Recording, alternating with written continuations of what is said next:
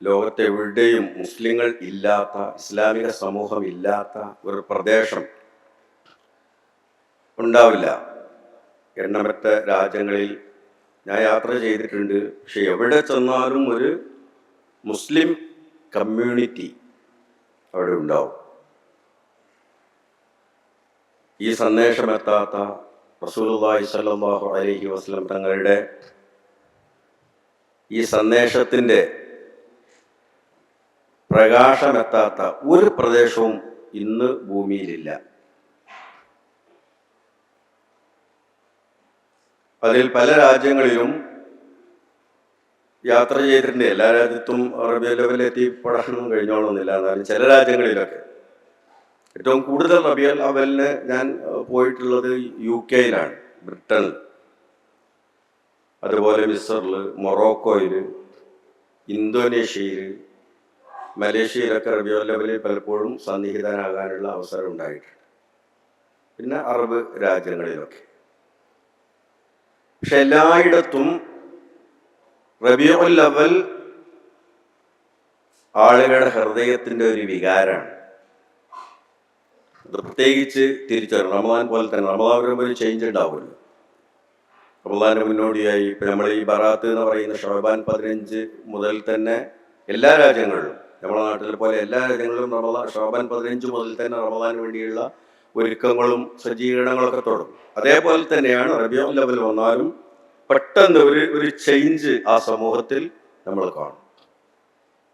റബീഉൽ അവ്വലിനെ സ്വീകരിക്കാൻ വേണ്ടിയുള്ള, റബീഉൽ അവ്വൽ 12 സ്വീകരിക്കാൻ വേണ്ടിയുള്ള മാനസികമായ ഒരു ഒരുക്കം അതില്ലാത്ത ഒരു സമൂഹവും ലോകത്ത് നമ്മൾക്ക് കാണാൻ പറ്റില്ല. ഞാനീ കാണുന്ന രാജ്യങ്ങളിൽ പോലെ എനിക്കത് നന്നായിട്ട് നേരിട്ട് അനുഭവമുള്ളതാണ്. മിസറിലൊക്കെ റബീഉൽ അവ്വൽ വരുമ്പോഴേക്ക് അവര് അതിനുള്ള തയ്യാറെടുപ്പുകൾ തുടങ്ങും. പക്ഷെ ഓരോ ഏരിയയിലും വ്യത്യസ്തമാണ്. ഒരു രാജ്യത്ത് തന്നെ എല്ലായിടത്തും ഒരുപോലെയല്ല. നമ്മൾ നാട്ടിലുള്ളതുപോലെ തന്നെ കേരളത്തിൽ തന്നെ എല്ലാ ഭാഗത്തും ഒരേ രീതിയിൽ ആയിക്കോണമെന്നില്ല ഇത് ആഘോഷിക്കുന്നതും സ്വീകരിക്കുന്നതും. അതൊക്കെ ആ പ്രദേശത്തെ ജനങ്ങളുടെ സംസ്കാരവുമായിട്ട് ബന്ധപ്പെട്ട കാര്യങ്ങളാണ്. കാരണം ഇത് ഇന്ന രൂപത്തിലായിരിക്കണം, ഈ സ്നേഹപ്രകടനം കൃത്യമായിട്ട് ഒരു അതിർവരമ്പുകളൊന്നുമില്ല. നമുക്ക് ഏത് രീതിയിലും അത് അവതരിപ്പിക്കാം. ഒരു ആളോടുള്ള സ്നേഹം, സാധാരണ ഒരു മനുഷ്യനോടുള്ള സ്നേഹം എല്ലാവരും ഒരേ രീതിയിലാവില്ലല്ലോ പ്രകടിപ്പിക്കുന്നത്. അതുപോലെ തന്നെയാണ് റസൂലുള്ളാഹി സ്വല്ലല്ലാഹു അലൈഹി വസല്ലമയോടുള്ള സ്നേഹത്തിന്റെ പ്രകടനം വളരെ ഡിഫറൻ്റായ രീതിയിലാണ് ആളുകൾ അത് അവതരിപ്പിക്കാറ്. അഹ്മദ് ഷൗക്കിയുടെ ആ ഒരു കവിത, അത് ഈജിപ്തിൽ, മിസറിലാണ് ഏറ്റവും അധികം സ്വാധീനം ചെലുത്തിയിട്ടുള്ളത്. നമ്മൾ ഈ ചെറിയ കവിതകളുണ്ടല്ലോ, അവിടെ അത് ചിറൻ സംവിധാനമാണ്. നമ്മളിവിടെ മങ്കൂസ് മൗലൂദ് തോന്നുന്ന മാതിരി ഷൗക്കിയുടെ കവിതയാണ് അവിടുത്തെ അവരുടെ ഹൃദയത്തിന്റെ വികാരം. അതിട്ട് ചൊല്ലുമ്പോഴേക്ക് അവര് ഏതോ ഒരു ലോകത്തെത്തിപ്പോകും. മിസ്റിലെ ഏറ്റവും വലിയ ഒരു സംഭവം ആ കവിത ആലാപനത്തിന്റെ മജ്‌ലിസുകളാണ്. അത് മജ്‌ലിസുകളിൽ അവരെ ചൊല്ലുമ്പോൾ പുറത്ത് ഇപ്പൊ നമ്മുടെ നാട്ടിലുള്ള മാതിരി വലിയ റാലികൾ നടത്തുന്ന ഒരുപാട് സ്ഥലങ്ങൾ. ഈജിപ്തിലെ അലക്സാണ്ട്രിയയിൽ ഒരു പ്രത്യേക രീതിയിലാണ് അവരിത് ചെയ്യുക. അലക്സാണ്ട്രിയയിൽ അവർ ഏറ്റവും വലിയ സംഭവം എന്ന് വെച്ചാൽ അന്ന് ഒരു പാനീയം ഉണ്ടാവും. അതായത് ബദാമും റോസ് വാട്ടറും മിൽക്കും ചേർത്തിട്ടുള്ള പാനീയം അവരുടെ അലക്സാണ്ട്രിയയിലെ നബിദിനത്തിന്റെ സ്പെഷ്യലാണ്. റബീഉൽ അവ്വൽ അവിടെ ചെന്നാൽ അലക്സാണ്ട്രിയയിൽ ഇത് കൊടുക്കാനായിട്ട് വലിയ ക്യാമ്പുകൾ ഉണ്ടാക്കുക. പോകുന്നവരും വരുന്നവരും. അലക്സാണ്ട്രിയയിൽ റബീഉൽ അവ്വൽ ഇത് കുടിച്ചിട്ടില്ലാത്ത ആളുകൾ ഉണ്ടാവില്ല. ഒരു പ്രത്യേക പാനീയമാണ്. കൈറോയില് അവർക്ക് ഒരു ഹലാവയാണ്. ഹിസാൻ അൽ ഉറൂസ് എന്ന് പറഞ്ഞിട്ട് ഒരു ഹലാവ. അത് റബീഉൽ അവ്വലിന്റെ സ്പെഷ്യലാണ്. ഓരോ നാട്ടിലും ഓരോ രീതിയിലാണ്. അപ്പൊ അത് ഉണ്ടാക്കിയിട്ട് എല്ലാവരും മാർക്കറ്റിൽ അതിന് വലിയ ബിസിനസ് ഉണ്ടാവും. അപ്പൊ റബീഉൽ അവ്വൽ വന്നാൽ എല്ലാവരും ഈ കടയിൽ ഭയങ്കര തിരക്കായിരിക്കും ഈ ഹലാവ വാങ്ങാൻ വേണ്ടി. എന്നിട്ട് വീടുകളിൽ കൊണ്ടുപോയിട്ട് അയൽവാസികൾക്കും മജ്‌ലിസുകളിലും എല്ലായിടത്തും അവരുടെ പള്ളികളിലൊക്കെ ഈ ഹലാവ ഇതാണ്. എന്താണ്? റബീഉൽ അവ്വലാണ്. അപ്പൊ നിങ്ങൾ ആലോചിച്ചൊക്കെ മനുഷ്യരുടെ ഹൃദയത്തിൽ ഇത് ചെലുത്തിയ സ്വാധീനമാണ്. ഏത് ജാതി മനുഷ്യരുടെ ഹൃദയത്തിലും, ഏത് വിഭാഗം മനുഷ്യരുടെ ഹൃദയത്തിലും ആ ഒരു സ്വാധീനം. UK ഞാനൊരു 4-5 വർഷങ്ങളിൽ UK റബീഉൽ അവ്വൽ ഞാൻ പോയിട്ടുണ്ട്. നമുക്കധികവും നമ്മളെ മലയാളി കമ്മ്യൂണിറ്റി തന്നെ വലിയ പ്രോഗ്രാമുകൾ ഉണ്ടാവും. അല്ലാതെ അവിടെ ബംഗാളി കമ്മ്യൂണിറ്റി ഉണ്ട്, പാകിസ്ഥാൻ കമ്മ്യൂണിറ്റി ഉണ്ട്. അവർക്ക് നമ്മളെക്കാൾ വലിയ കമ്മ്യൂണിറ്റിയാണ്. അപ്പൊ അവരുടെ പള്ളികളിലും ഇപ്പോൾ ഒരു 10-30 വർഷത്തിന്റെ ഇങ്ങോട്ട് പബ്ലിക്കായിട്ട് തന്നെ തെരുവുകളിൽ ഘോഷയാത്ര തുടങ്ങിയിട്ടുണ്ട് അവിടെ UK-യിൽ. ഇനിയിപ്പോൾ മറ്റ് യൂറോപ്യൻ രാജ്യങ്ങളിലും അത് തുടങ്ങും. കാരണം അവര് ഭയങ്കര ഫ്രീഡം ആസ്വദിക്കുന്നവരാണ് യൂറോപ്യൻ രാജ്യങ്ങളിലെ ആളുകൾ. വലിയ ഫ്രീഡം അനുഭവിക്കുന്നത്. അവർക്ക് ഇതിനൊന്നും തടസ്സങ്ങൾ ഉണ്ടാവില്ല. മറ്റുള്ള ആളുകൾക്ക് ബുദ്ധിമുട്ടുണ്ടാക്കരുത് എന്നുള്ളത്. വേറെ നിങ്ങൾ എന്ത് ആശയം പറയുന്നു എന്നുള്ളത് അവിടെ അവർക്കൊരു വിഷയമൊന്നുമല്ല. അപ്പോൾ റസൂലുള്ളാഹിന്റെ മദ്ഹ് ചൊല്ലിയിട്ട് ഇപ്പം നമ്മുടെ നാട്ടിലുള്ള മാതിരി പാകിസ്ഥാനികൾ വലിയ റാലികൾ നടത്തും UK-യിലെ തെരുവുകളിലൂടെ. പക്ഷെ അവിടെ തടസ്സങ്ങളൊന്നുമില്ല. അപ്പൊ എല്ലാവരും അത് ആസ്വദിക്കുകയാണ് ചെയ്യുക. എന്തുകൊണ്ടത് അവരെ അംഗീകരിക്കുന്നു എന്ന് ചോദിച്ചാൽ, ഈ നബിദിനത്തിനുണ്ടാവുന്ന ഇത്തരം റാലികളും അതുപോലെ തന്നെ ഘോഷയാത്രകളൊക്കെ ഒരു സമാധാനത്തിന്റെ സന്ദേശം അവർക്ക് കിട്ടുന്നു എന്നുള്ള സന്തോഷമാണ് അവരെ സപ്പോർട്ട് ചെയ്യാൻ കാരണമാണ്. ചില കാര്യങ്ങൾ അങ്ങനെയാണ്. ഇപ്പൊ ചില രാജ്യങ്ങളിൽ, യൂറോപ്യൻ രാജ്യങ്ങളിലൊക്കെ നിസ്കാരം പബ്ലിക് റോഡിൽ നടക്കും. അവരെ സപ്പോർട്ട് ചെയ്യുക. ന്യൂയോർക്കിൽ തറാവീഹ് നിസ്കാരം റോട്ടുമേലാണ് നടക്കുക. നടു റോട്ടിലാണ് തറാവീഹ് നിസ്കാരം നടക്കുക. അപ്പോൾ റോഡ് ബ്ലോക്ക് ചെയ്ത് കൊടുക്കും അവിടുത്തെ പോലീസുകാർ. അതുപോലെ മോസ്കോയിലെ ഒരു വലിയ പള്ളിയുണ്ട്, പ്രസിദ്ധമായൊരു പള്ളി. പഴയ കാലത്തെ മുമ്പുണ്ടായിരുന്ന പള്ളിയാണ്. അത് പിന്നെ സോവിയറ്റ് കമ്മ്യൂണിസ്റ്റ് കാലഘട്ടങ്ങളിൽ അടച്ചുപൂട്ടി പോയി. പിന്നെ ഇപ്പോൾ കമ്മ്യൂണിസ്റ്റ് പോയതിനു ശേഷം, പുടിൻ വന്നതിന് ശേഷം രണ്ടാമത് 2012 അത് നന്നാക്കി പുതുക്കിയിട്ട് ഗംഭീര പള്ളിയായിട്ട് ഉദ്ഘാടനം ചെയ്തു. തുർക്കിയുടെ സപ്പോർട്ടോടുകൂടി ഉറുദുകാരാണ് ഉദ്ഘാടനം ചെയ്തത്. അപ്പോൾ ആ പള്ളി ജുമാഅത്ത് പള്ളി, അവിടെ വെള്ളിയാഴ്ച ആ റോഡ് ബ്ലോക്കായി. നേരത്തെ ബ്ലോക്ക് ചെയ്തിട്ടുണ്ടോ? കാരണം അത് ആ റോഡ് ജുമാസ്കാരത്തിനുള്ളതാണ്. അപ്പൊ ഇതിലൊക്കെ നമുക്ക് ഒരുപാട് കാര്യങ്ങൾ ചിന്തിക്കാനുണ്ട്. ഇപ്പൊ ഇവിടെ നമ്മൾ റോഡ് വഴിയിലോ എവിടെ നിസ്കരിച്ചാൽ കുൽമാല കുഴപ്പമാകുന്ന ഒരു കാലഘട്ടത്തിലേക്കാണ് നമ്മൾ പോകുന്നത്. നമ്മളെ സമാധാനത്തിൽ നിന്ന് നമ്മൾ അങ്ങനത്തെ ഒരു അവസ്ഥയ്ക്ക് പോവുകയാണ് നമ്മളെ രാജ്യം. പക്ഷെ യൂറോപ്യൻ രാജ്യങ്ങൾ അത് കൂടുതൽ സപ്പോർട്ട് ചെയ്തുകൊണ്ടിരിക്കുകയാണ്. എന്താ കാര്യം എന്ന് വെച്ചാൽ, മുസ്ലിങ്ങളുടെ ഇങ്ങനെയുള്ള ഒരു പ്രാർത്ഥന വലിയൊരു സന്ദേശങ്ങൾക്ക് നൽകുന്നത് ശാന്തിയുടെ സന്ദേശമാണ്. ശാന്തിയുടെ സന്ദേശം, സമാധാനത്തിന്റെ സന്ദേശം നൽകുന്നു എന്നതുകൊണ്ടാണ് അതിന് സപ്പോർട്ട് കിട്ടുന്നത്. അപ്പൊ ഒരു ജുമാ നിസ്കരിക്കുക എന്നുള്ളത് ഒരു സമാധാനമായിട്ടാണ് ആ നാട്ടുകാർ കാണുന്നത്. കാരണം പ്രാർത്ഥിക്കുകയാണല്ലോ, വളരെ സൈലന്റായി, വളരെ അച്ചടക്കത്തോടെ, വളരെ സമാധാനത്തോടെ അവർ പ്രാർത്ഥിക്കുകയാണ്. അത് നമുക്ക് നമ്മുടെ നാട്ടിലൊക്കെ ഗുണാവുന്ന ജനങ്ങളെ തന്നെ ചിന്തിക്കുകയാണ്. അപ്പൊ ആ ഒരു രീതിയിൽ ഇപ്പൊ യൂറോപ്യൻ രാജ്യങ്ങളിൽ, ഇപ്പൊ നമ്മുടെ നാട്ടിലുള്ളതുപോലെയുള്ള നബിദിനത്തിന്റെ ഘോഷയാത്രകൾ ഇപ്പൊ ചില സ്ഥലങ്ങളിലൊക്കെ തുടങ്ങി. അപ്പൊ അത് നൽകുന്ന ഒരു സന്ദേശം, അത് സന്തോഷത്തിൻ്റെതാണ്. ഒരു അക്രമത്തിന്റെയോ അതല്ലെങ്കിൽ ഒരു എതിർപ്പിന്റെയോ ഒന്നുമല്ലല്ലോ, വളരെ ശാന്താണ്. അപ്പൊ അതിങ്ങനെ ചൊല്ലിയിട്ട് പോകുന്നത് കാണാൻ അവർക്കൊരു പുതുമയാണ്. നമ്മൾ എത്രയോ കാലങ്ങളായിട്ട് ഈ ഘോഷയാത്രകൾ, കുട്ടികളെ ഘോഷയാത്രകളൊക്കെ കാണുന്നുണ്ട്, നമ്മളത് ആസ്വദിക്കുന്നുണ്ട്. പക്ഷെ അവരൊക്കെ അത് ആസ്വദിച്ച് തുടങ്ങുന്നതല്ലേ ഉള്ളൂ.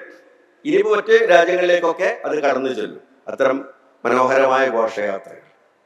അപ്പോൾ ഓരോ പ്രദേശത്തും വ്യത്യസ്തമായ രീതിയിൽ വ്യത്യസ്തമായ ഭക്ഷണം ഉണ്ടാക്കിയിട്ട് വ്യത്യസ്തമായ മജ്‌ലിസുകൾ ഉണ്ടാക്കി. ഇപ്പൊ അറബ് ലോകത്ത് കുറെ കാലം ഈ പബ്ലിക്കായ നബിദിന പരിപാടികളൊന്നും ഉണ്ടായിരുന്നില്ല. കാരണം സലഫി മൂവ്മെന്റിന്റെ സ്വാധീനം കൊണ്ട് സൗദി അറേബ്യയിലൊന്നും ഉണ്ടായിരുന്നില്ല.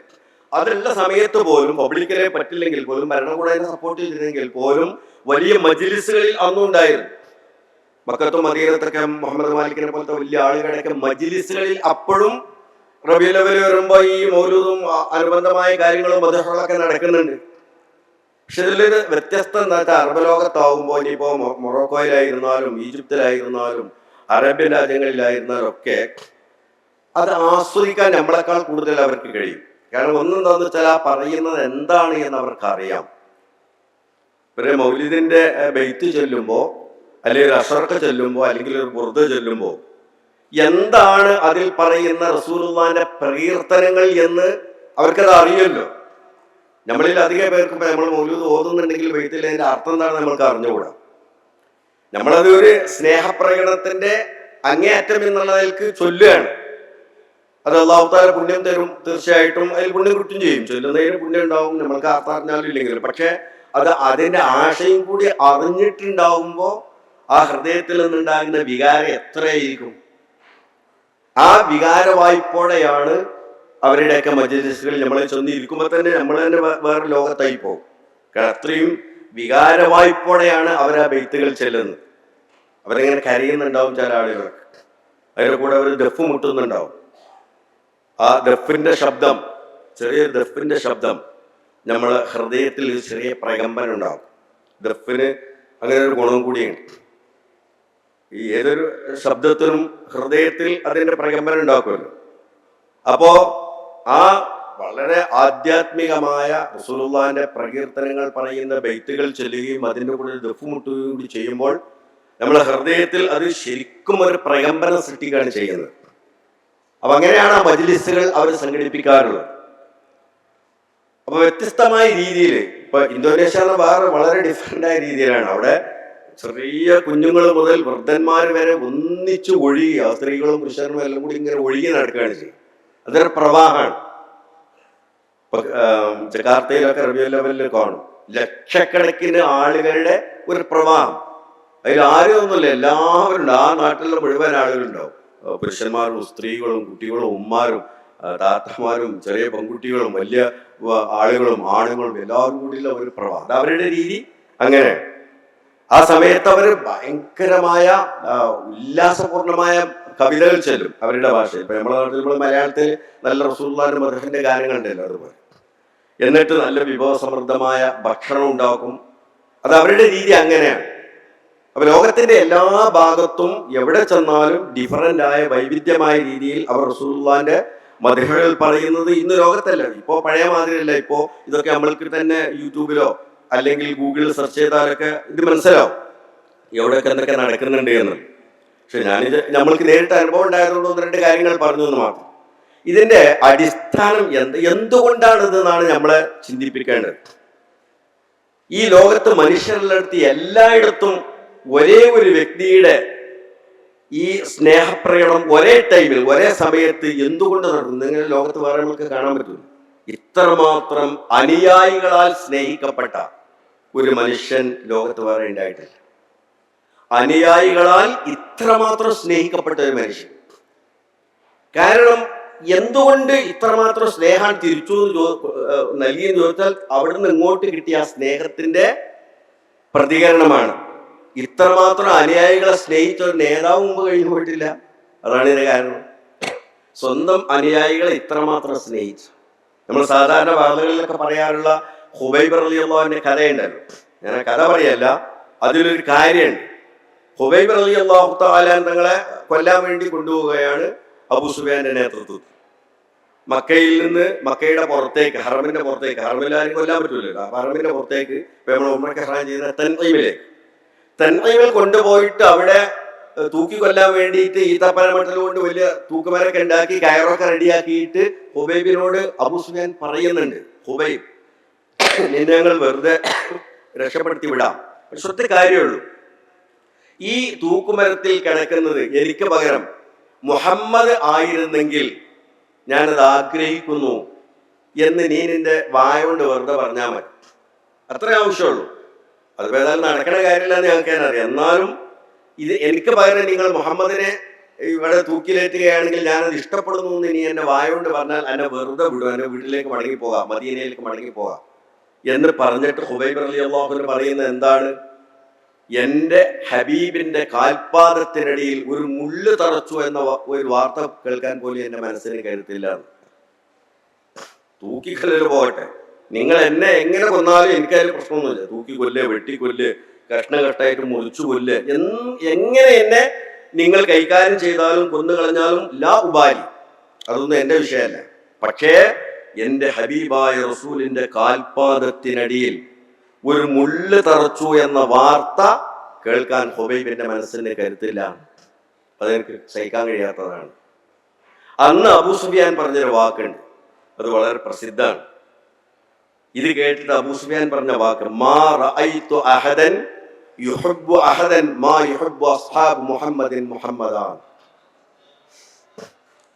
മുഹമ്മദിന്റെ ആളുകൾ മുഹമ്മദ് നബിയെ സ്നേഹിക്കുന്നത് പോലെ ഈ ലോകത്ത് ഏതെങ്കിലും ഒരാളുകൾ വേറൊരാളെ സ്നേഹിച്ചതായിട്ട് ഞാൻ കണ്ടിട്ടില്ല എന്ന് അബൂ സുഫിയാൻ എന്ന് പറഞ്ഞ ഒരു വാക്ക് പിന്നീട് ഭയങ്കര പ്രശസ്തമായ ഒരു വാക്കാണ്, വൈറലായി പോയ വാക്കാണ്.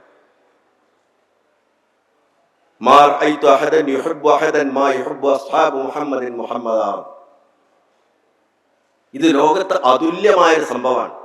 ഇങ്ങനെ സംഭവം ഉണ്ടായിട്ടില്ല. ഇത്രമാത്രം അനുയായികളാൽ സ്നേഹിക്കപ്പെട്ട ഒരു നേതാവ്, ഒരു മനുഷ്യൻ വേറെ ലോകത്തുണ്ടായിട്ടില്ല.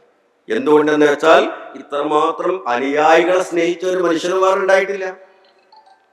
ഇങ്ങനെ സ്വന്തം അനുയായികളെ ഇത്രമാത്രം സ്നേഹിക്കുന്ന ഒരു മനുഷ്യൻ ലോകത്ത് വേറെ കഴിഞ്ഞു പോയിട്ടില്ല. കാരണം ആ സ്നേഹം നേർക്ക് നേരെ അനുഭവിച്ചവരാണ് സ്വഹാബികൾ. എല്ലാ അർത്ഥത്തിലും ആധ്യാത്മികമായ കാരുണ്യം. കാരണം നമ്മെ സംബന്ധിച്ചിടത്തോളം നമ്മുടെ ജീവിതത്തിന്റെ ഏറ്റവും വലിയ വിജയം പരലോകത്തെ വിജയമാണ്. ആ പരലോകത്തെ വിജയത്തിന്റെ കാര്യത്തിൽ, നമ്മുടെ പരലോക വിജയത്തിന്റെ കാര്യത്തിൽ ഇത്രമാത്രം ത്യാഗപൂർണമായി ആഗ്രഹിച്ച ഒരു മനുഷ്യൻ ലോകത്ത് വേറില്ലല്ലോ. ആരാണ് ഉണ്ടാവുക?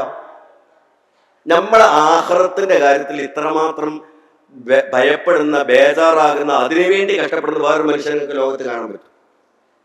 നമുക്ക് എന്ത് ഉപദേശം നൽകുന്നവരായാലും, എത്രമാത്രം സ്നേഹിക്കുന്നു എന്ന് പറഞ്ഞാൽ, എത്ര വലിയ മാർഗദർശികളായാലും, എത്ര വലിയ ഗുരുനാഥന്മാരായിരുന്നാലും ഒരു ലിമിറ്റ് ഉണ്ടാവും. ഒരു ലിമിറ്റ് ഉണ്ടാവും, തീർച്ചയാണ്. നിങ്ങൾ കൽപ്പിച്ചു നോക്കുക, ആരാണ് നമ്മളെ ഇത്രമാത്രം നമുക്ക് മാർഗദർശനം നൽകുന്ന ആളുകൾ, അവർക്ക് എത്രമാത്രം ചെയ്യാൻ കഴിയുന്ന ആലോചിച്ചു. പക്ഷെ അല്ലാഹുവിന്റെ റസൂല് വേദനിച്ചിട്ട് ഖുർആനിൽ അല്ലാഹു തആല പറഞ്ഞു, അല്ലക ബാഖിഉൻ നഫ്സക അലാ ആസാരിഹിം ഇല്ലം യുഅ്മിനൂ ബിഹാദൽ ഹദീസി അസ്സഫാൻ. സൂറത്തുൽ കഹ്ഫിൽ അല്ലാഹു പറഞ്ഞു, ലഅല്ലക ബാഖിഉൻ നഫ്സക അലാ ആസാരിഹിം ഇല്ലം യുഅ്മിനൂ ബിഹാദൽ ഹദീസി അസ്സഫാ. അല്ലാഹുവിലേക്ക് ക്ഷണിക്കുന്ന, പരലോകത്തെ വിജയത്തിലേക്ക് ക്ഷണിക്കുന്ന ഈ സന്ദേശം ആളുകൾക്ക് നൽകിയിട്ട് അവരത് സ്വീകരിക്കാതെ വരുമ്പോ വേദന കൊണ്ട് സ്വയം ജീവിതം നശിപ്പിച്ചെങ്കിലോ എന്ന് ഖേദം കൊണ്ട് റസൂലെ ഒരു പക്ഷേ തങ്ങൾ ആലോചിച്ചു പോയേക്കാം. അതായത് നമ്മൾ പച്ചമലയാളത്തിൽ പറഞ്ഞ ആത്മഹത്യ ചെയ്തു പോലും. എന്തിന് സ്വയം ജീവിതം പഠിച്ചവനെ ഇവർ സ്വീകരിക്കുന്നില്ലല്ലോ എന്നുള്ള വേദന കൊണ്ട്. അല്ല സ്വന്തം വേറെ എന്തെങ്കിലും ആവശ്യത്തിന്, സ്വന്തം നഫ്സിൽ എന്തെങ്കിലും പ്രശ്നം ഉണ്ടായിട്ടോ, ബേജാറുണ്ടായിട്ടോ, പട്ടിണി കിടന്നിട്ടോ ഒന്നും റസൂലുള്ളാഹിക്ക് അങ്ങനത്തെ ഒരു വിഷമം വന്നിട്ടില്ല. സ്വന്തം ദുരിതങ്ങൾ കൊണ്ട് അങ്ങനെ വിഷമം വന്നിട്ടില്ല, ഒന്നും വന്നില്ല.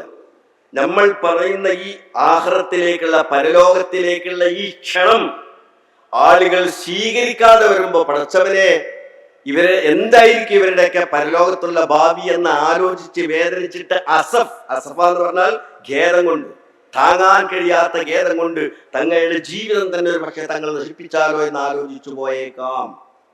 പക്ഷേ തങ്ങൾ ക്ഷമിക്കണം എന്ന് അല്ലാഹു തആല പിന്നെ തുടർന്ന് പറയുന്നതാണ്, തങ്ങളെ സ്വാതന്ത്ര്യപ്പെടുത്തുക. അപ്പൊ അത്രമാത്രം സ്വയം ഒരു സമൂഹത്തിന്റെ, ഒരു ഉമ്മത്തിന്റെ ആഖിറത്തിന്റെ കാര്യത്തിൽ വേദനിക്കുന്ന രണ്ടാമതൊരു മനുഷ്യനെ നിങ്ങൾക്ക് പറഞ്ഞുതരാൻ കഴിയും?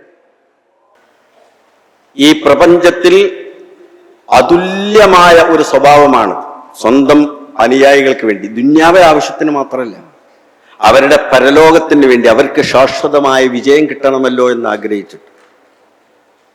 യഥാർത്ഥത്തിൽ എന്താണ് റസൂലുള്ളാഹിന്റെ പ്രചോദനം എന്ന് നമ്മൾ ചിന്തിച്ചു നോക്കിയിട്ടുണ്ട്. എന്താണ് അതിന്റെ ഒരു പ്രലോഭനം വേണ്ടേ? എന്തായിരിക്കണം അത്?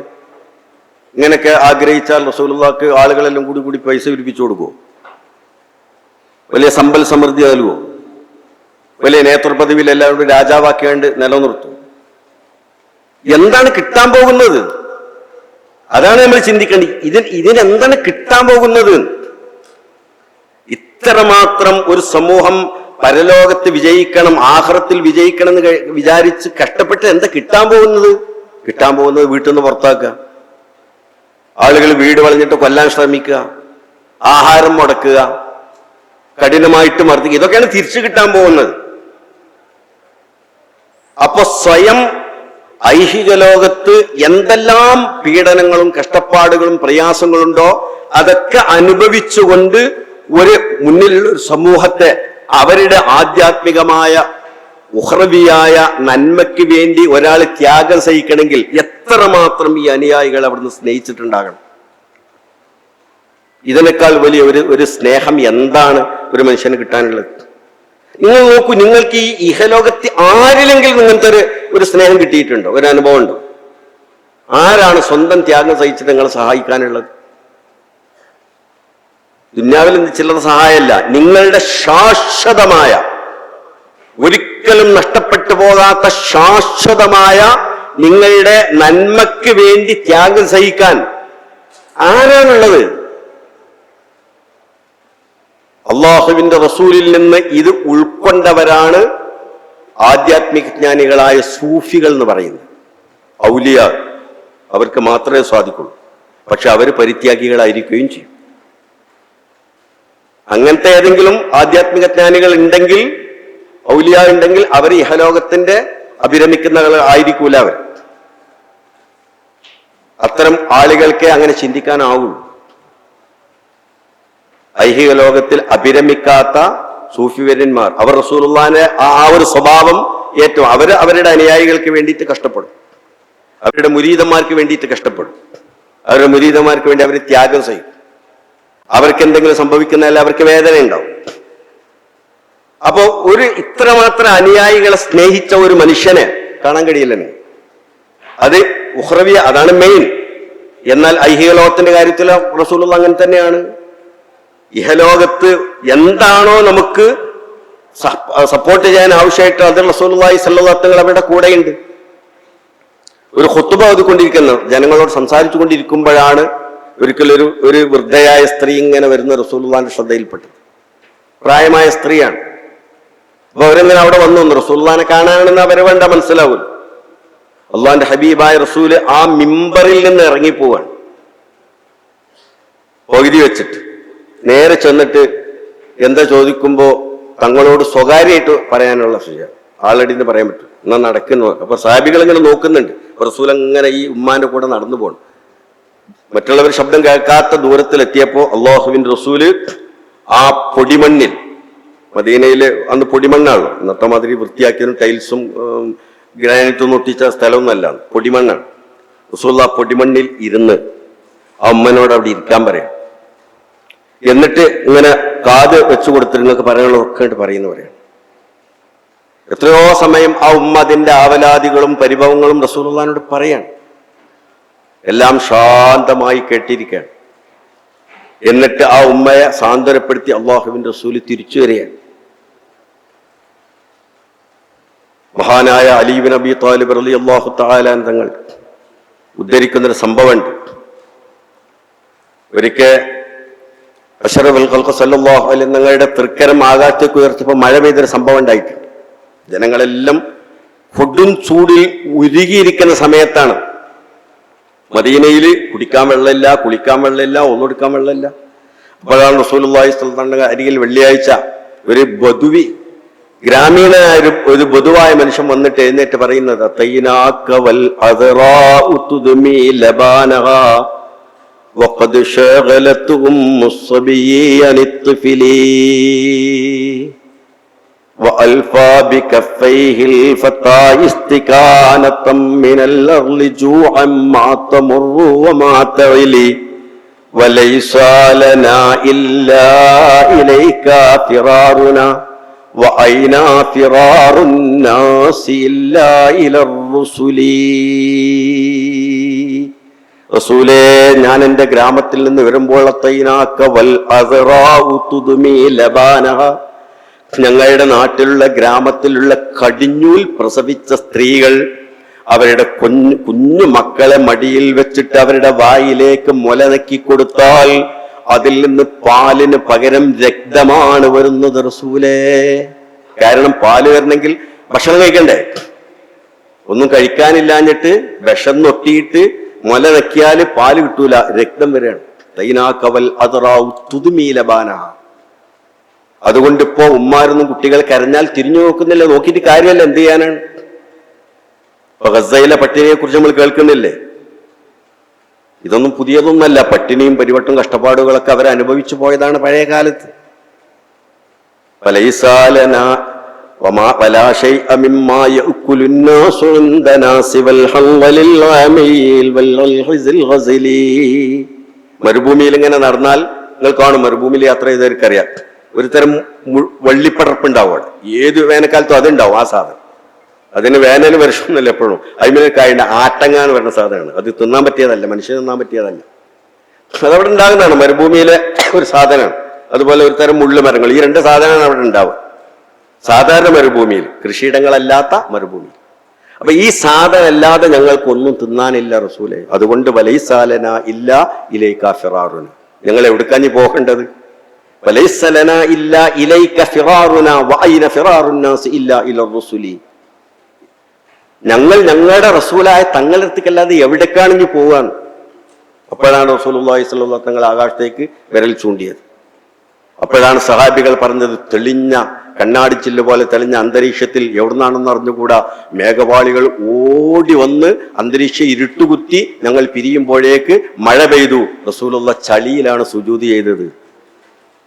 അപ്പൊ ഈ സംഭവങ്ങൾ ഉണ്ടായപ്പോൾ അല്ലാഹുവിന്റെ റസൂല് ചോദിച്ചു, അബ്ദുൽ മുത്തലിബ് ഞാൻ കുട്ടിയായിരുന്ന കാലത്ത്, അബൂ താലിബ് ഞാൻ കുട്ടിയായിരിക്കുന്ന കാലത്ത് എന്നെ കുറിച്ച് പാടിയൊരു കവിത ഉണ്ട്, നിങ്ങൾക്ക് ആർക്കെങ്കിലും ഓർമ്മ ഉണ്ടോ എന്ന് ചോദിച്ചു.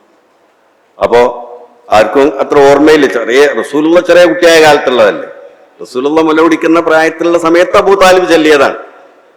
അപ്പൊ അലി ഇബ്നു അബീ താലിബ് റളിയല്ലാഹു അൻഹു ചോദിച്ചു, ഹബീബായ റസൂലെ തങ്ങൾ ഉദ്ദേശിക്കുന്നത് ഈ കവിതയായിരിക്കും അല്ലേ എന്ന് ചോദിച്ചിട്ട് പറഞ്ഞു,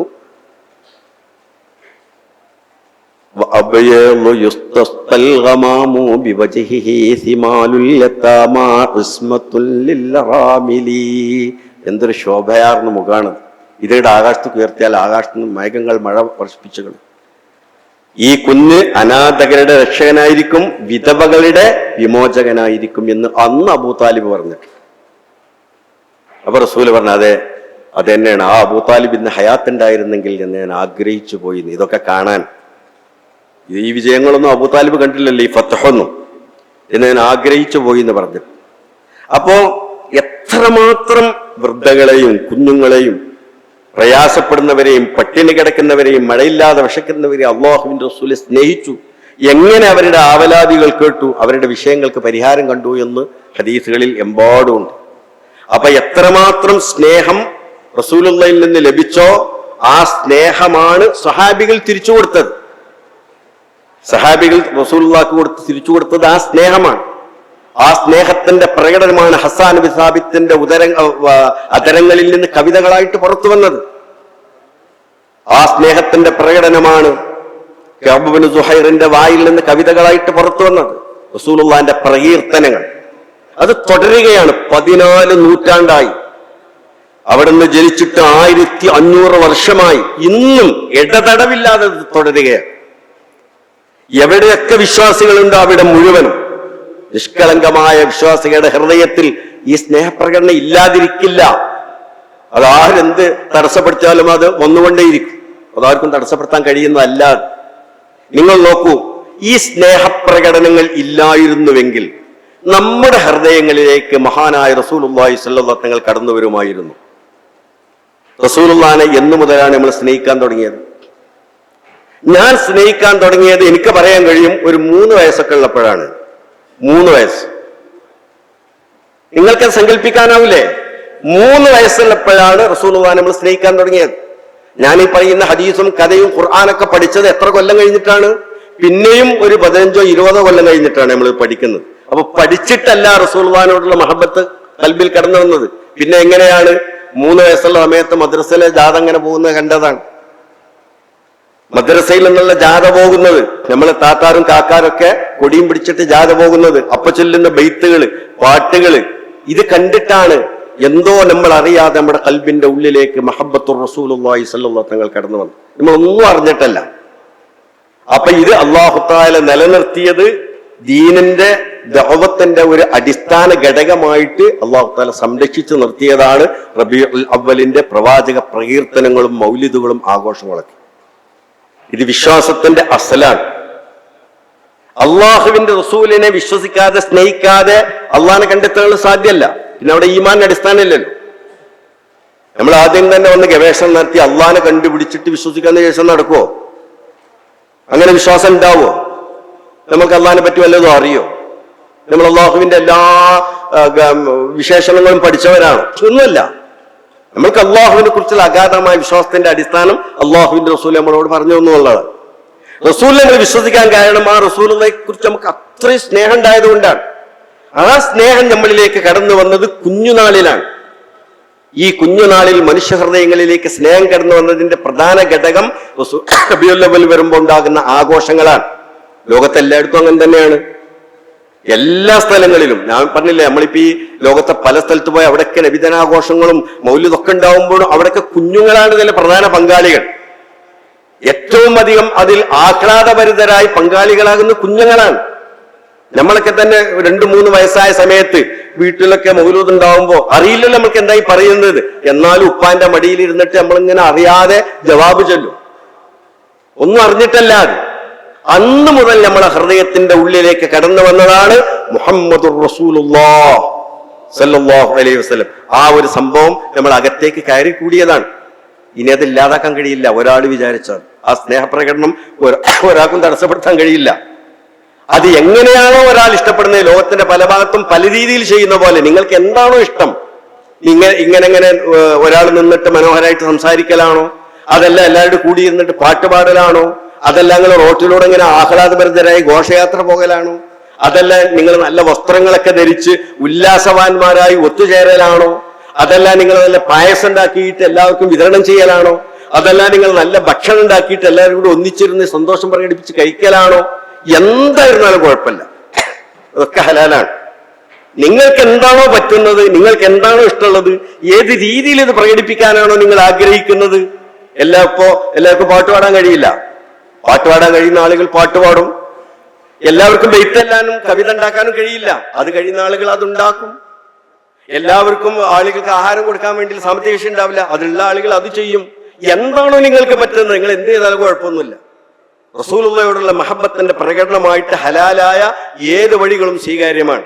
അതാണ് എല്ലായിടത്തും പലരും പല രീതിയിൽ അവരവരുടെ ശൈലിയിൽ അവരവരുടെ നാട്ടാചാരങ്ങൾക്കനുസരിച്ച് അവരുടെ സംസ്കാരങ്ങൾക്കനുസരിച്ച് അവരെ നിർവഹിച്ചു കൊണ്ടിരിക്കുന്നത്. പക്ഷെ എല്ലാത്തിന്റെയും അടിസ്ഥാനം റസൂലുള്ളാഹിയോടുള്ള മഹബത്താണ്. ആ മഹബത്ത് വിശ്വാസത്തിന്റെ അടിസ്ഥാന ഘടകമാണ്. അത് നഷ്ടപ്പെട്ടു പോയാൽ നമ്മളിൽ നഷ്ടപ്പെട്ടു പോകുന്നത് ഈമാനായിരിക്കും. പിന്നുണ്ടാകുന്നത് ഒരു വരണ്ട മതമായിരിക്കും. അച്ചടിച്ച കടലാസുകളിൽ വെച്ച് ഭരണഘടന പോലെയുള്ള ഒരു മതം, അതുകൊണ്ട് കാര്യമില്ലല്ലോ. ഭരണഘടനയിൽ നിയമം എഴുതി വെച്ച പോലെ നിയമം എഴുതി വെച്ചൊരു മതം കൊണ്ട് നമുക്ക് വലിയ പ്രയോജനമൊന്നുമില്ല.